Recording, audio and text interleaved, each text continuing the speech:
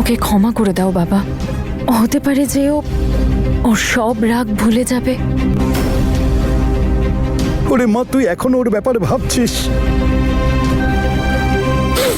তুই কি দিয়ে তৈরি রে মা? আমি যে তোমারই মেয়ে বাবা।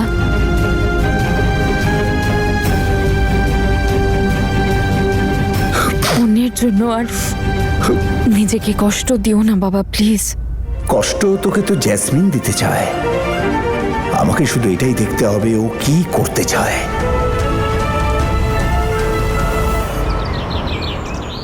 এই নাও তোমার চা। এত সকাল সকাল কোথায় চললে? গুরুদ্বারা। ঠিক আছে, চাদর আনছি, বাইরে খুব ঠান্ডা।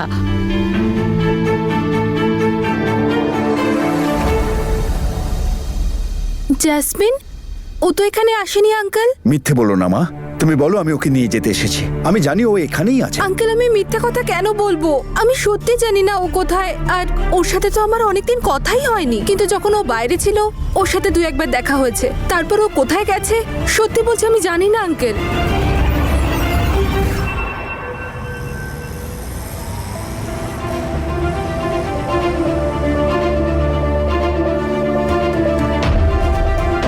লজে গিয়ে দেখতে হবে, হয়তো লজে আছে।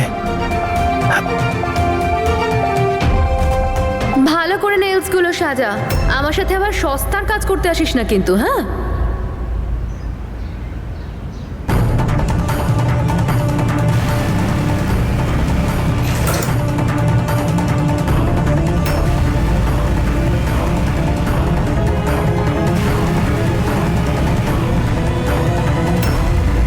বাবা,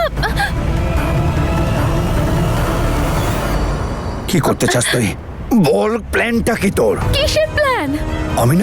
আমি তোকে জন্ম দিয়েছি, আমি তোর বাবা। যদি বাবা হতে তাহলে সেদিন আমাকে বাড়িতে থাকতে দিতে। তুমি তো আমাকে রাস্তায় বের করে দিলে। আর এখন মন দিয়ে শুনে রাখো, না তুমি আমার বাবা আর না আমি তোমার মেয়ে। আর শোনো, আমার কোনো ইচ্ছে নেই তোমার লেকচার শোনার, বুঝেছো?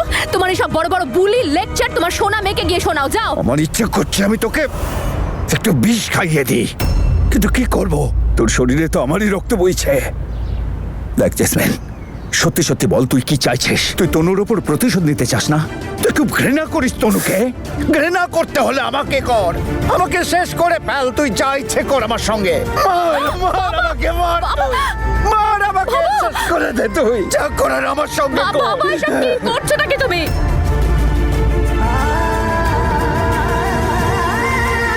দেখ, তনুকে আর কষ্ট দিস না। হাত জোর করছি তোর কাছে, যদি প্রতিশোধ নিতেই হয় তোকে, তাহলে তাহলে বীরের ওপর নে। তোর সঙ্গে যা কিছু হয়েছে না, সেটা বীরই করেছে। এর সঙ্গে তনুর কোনো রকম সম্পর্ক নেই। তোর পাসপোর্ট পুড়িয়ে দিয়েছে ওই বীর, তোর কানাডার স্বপ্ন ভেঙেছে ওই বীর, তোর সাথে সম্পর্ক ভেঙেছে ওই বীর। বীর আমাকে সবকিছু বলে দিয়েছে যেদিন তুই আমার কাছে এসেছিলিস।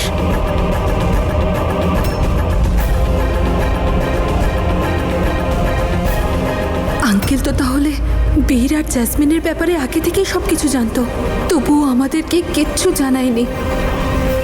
আমি আঙ্কেলকে জেসমিনের সাথে মার্কেটে কথা বলতে দেখেছি, তখন জানতে পারলাম যে বীর কখনো কানাডা যায়নি।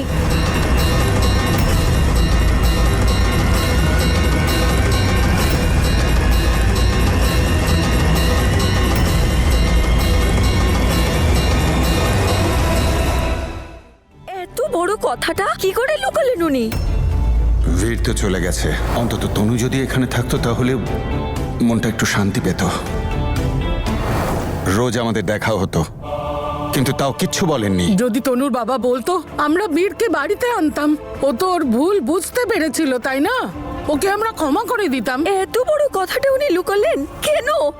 এই কেনর উত্তর তো আমি ওনার থেকে নিয়েই ছাড়বো।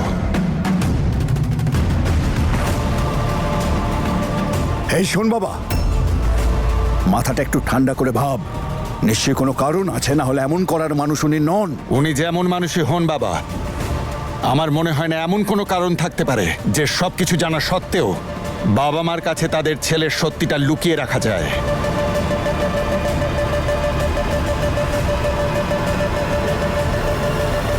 আমি অনেক দিন পরে ক্যান্টিনের পকোড়া খেতে চলেছি। তোর খেতে ইচ্ছে হলে তুইও চলে আয়। তনু এবার তাড়াতাড়ি খেয়ে নে, লাঞ্চ ব্রেক কিন্তু শেষ হয়ে এলো। হ্যাঁ হ্যাঁ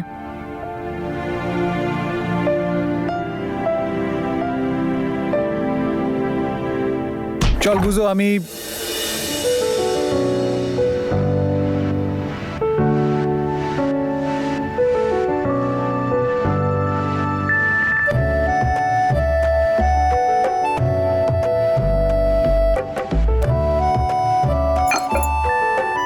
বুঝো, আমি কল করছি তোকে। তনু, তুমি বসো, আমি বাইরে গিয়ে খেয়ে নিচ্ছি। তোমার কি মনে হয় তুমি এখানে থাকলে আমি খাবার খাবো না? এতটাও ইম্পর্ট্যান্ট নও তুমি। তোমার থাকা না থাকায় আমার কিচ্ছু যায় আসে না।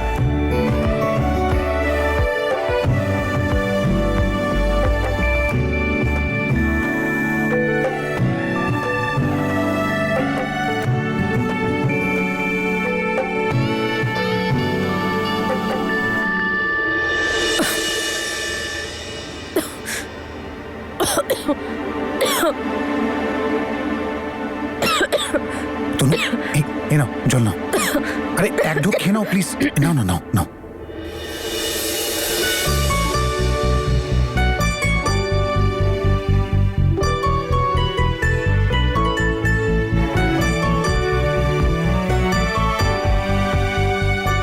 দেখলে তো আমি এখানে ছিলাম বলে, না হলে কি না কি হয়ে যেত। তুমি এখানে না থাকলে হয়তো এটা হতোই না।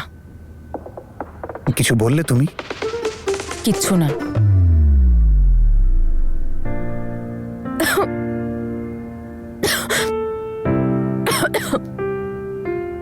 আমাকে পরে কথা শুনিও, কিন্তু এখন একটু জল খেয়ে নাও। নাও নাও।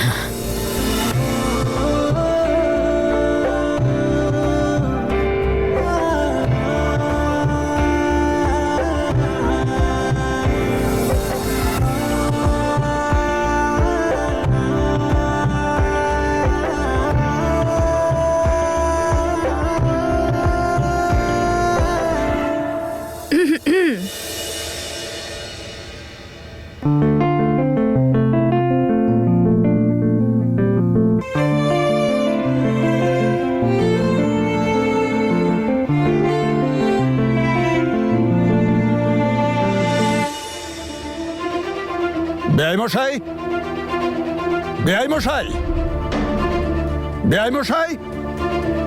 নমস্কার দাদা, নমস্কার দিদি। আসুন, বসুন না। বেআই মশাই কোথায়? আমি ডাকছি ওনাকে, আপনারা বসুন না। আপনার সাহস কি করে হলো এত বড় একটা কথা লুকোনোর?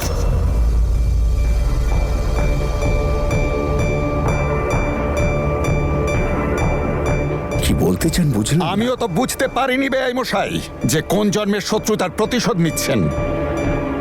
আপনি তো সবকিছু জানতেন যে বীর কানাডায় যায়নি আর জ্যাসমিনকে ও বিয়ে করেনি। এমনকি জ্যাসমিনের সাথে ওর কোনো সম্পর্কও ছিল না। তা সত্ত্বেও আপনি আমাদের কিচ্ছু জানাননি। আমি ভেবেছিলাম যে আমাদের সম্পর্ক এখন বন্ধুত্বে পরিণত হয়েছে। আমি ভাবতাম যে আপনারাও আমাদের সন্তানদের অভিভাবক, তাদের কোনো রকম কষ্ট হবে না। বীর আর জ্যাসমিন তনুর সাথে যা করেছে তা দুই পরিবারকে একটা কষ্টের সুতোয় বেঁধে রেখেছিল। আমাদের তো অন্তরের সম্পর্ক ছিল দাদা, তাহলে এই লুকোচুরি কেন করলেন? আর আপনি আপনি তো মা হন, আরেকজন মায়ের উপর মায়া হলো না? আপনি তো দেখেছেন আমি বীরের জন্য কত অস্থির হতাম। আপনি এত শক্ত মনের কি করে হতে পারলেন দিদি? কি করে? ও এই ব্যাপারে কিছুই জানতো না দিদি। আসলে আমার বাড়ির লোকেরাও ওদের ব্যাপারে তখনই জানতে পেরেছে যখন আপনারা জানতে পেরেছেন। বাহ বেআই মশাই, বাহ বাহ বেআই মশাই, কে বন্ধুত্ব দেখালেন! এত বড় একটা কথা গোপন করলেন আর কেউ কিচ্ছু জানতে পারলো না। আপনি নিজে দেখেননি যে বীরকে নিয়ে আমরা কত কষ্টের মধ্যে ছিলাম? ওর মা তো খাওয়া দাওয়াই ছেড়ে দিয়েছিল। দিনরাত ওপরওয়ালার কাছে বসে কাঁদতো যাতে কানাডা থেকে ছেলের একটা খবর পায়। আর আমি আমার ছেলের জন্য শুধুমাত্র ঘৃণা পুষেছিলাম। আর ও বেচারা প্রায়শ্চিত্ত করছিল। কেন করলেন আপনি এসব? কেন করলেন? বলুন কেন গোপন করেছেন? আপনাকে উত্তর দিতেই হবে, বলুন। হ্যাঁ, অবশ্যই দেব উত্তর, অবশ্যই দেব।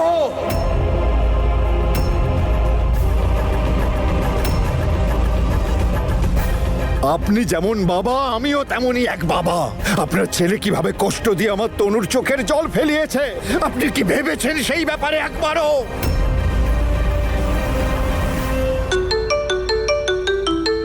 মাহি, হ্যাঁ মাহি বল। দাদা, বাবা আর আঙ্কেল, আমার তো ভয় হচ্ছে ওদের মধ্যে কিছু একটা হয়ে না যায়। কি? আমি মানছি যে জেসমিন দোষী ছিল, কিন্তু তনু বেচারির কি দোষ ছিল বলুন? যদি কেউ দোষী হয় সেটা আপনার ছেলে, আপনারই ছেলে। হ্যাঁ, আপনার ছেলের উপর কোনো সহানুভূতি আমাদের নেই, মোটেই নেই। আমি তো নিজের মেয়েকে আমার বাড়িতে ঢুকতে দিইনি, কারণ ওদের দুজনের এটাই প্রাপ্য ছিল। আর আপনার কি মনে হয় না যে ওদের দুজনের এটাই প্রাপ্য হওয়া উচিত বলুন? হ্যাঁ, আপনার ছেলে না হয় খানিকটা প্রায়শ্চিত্ত করেছে, তাতে কি হয়েছে? ব্যাস ব্যাস বেআই মশাই,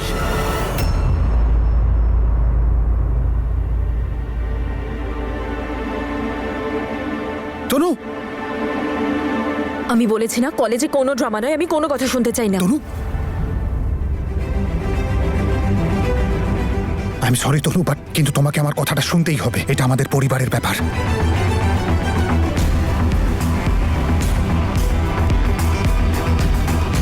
কি? চলো প্লিজ। আমি ভেবেছিলাম বীরের ওপর রেগে আছেন, আর থাকাই উচিত, কিন্তু তার মানে এই নয় যে একটা ছেলে তার পরিবার থেকে দূরে থাকবে। আর আপনি সমস্ত কিছু জানা সত্ত্বেও চুপচাপ ছিলেন, আর সেই জন্য আমি আপনাকে কোনোদিন ক্ষমা করব না, কোনোদিন ক্ষমা করব না আপনাকে।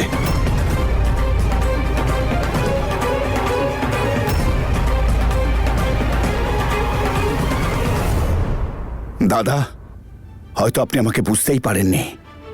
হতে পারি আমি দুই মেয়ের বাবা, কিন্তু আমি স্বার্থপর নই। যদি তাই না হন, তাহলে আমার ছেলেকে শাস্তি দেওয়ার সিদ্ধান্ত নিজেই নিয়ে নিলেন।